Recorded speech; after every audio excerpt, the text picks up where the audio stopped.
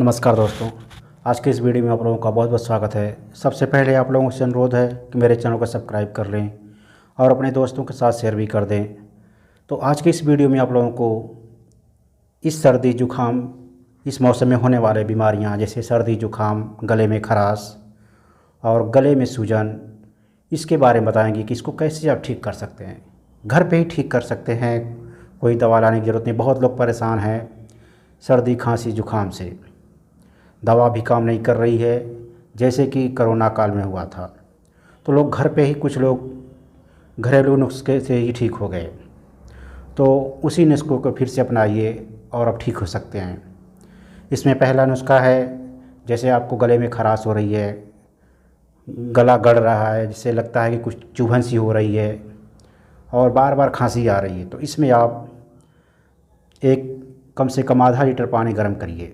आधा लीटर पानी गर्म करिए, उसमें थोड़ा सा हल्दी डालिए, 2 चम्मच हल्दी डालिए और उसको खौलाते रहिए। कुछ देर बाद उसमें अदरक का रस, 2 चम्मच करीब अदरक का रस भी उसमें डालिए और इसको गर्म करते रहिए जब तक ये आधा ना हो जाए। जब 1 गिलास पानी रह जाएगा, 1 कप पानी रह जाएगा, तो उसको थोड़ा थोड़ा जैसे चाय पिया जाता है उसको पीना है धीरे धीरे।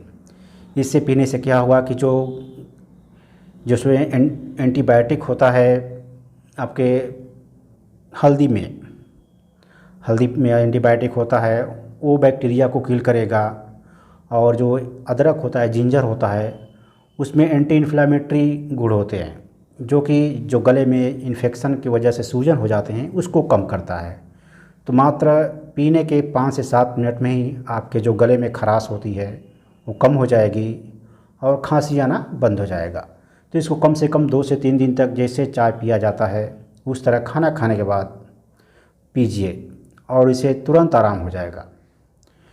यह नुस्खा बहुत ही कारगर है, क्योंकि जो भी नुस्खा बताया गया है उसमें अदरक का गुण ज़रूर बताया गया है। तो अदरक गले की खराश के लिए सबसे बेस्ट माना जाता है। और जो हल्दी पाउडर होता है, हल्दी होता है, उसमें एंटीबैक्टीरियल गुण होता है जो बैक्टीरिया को ख़त्म करता है।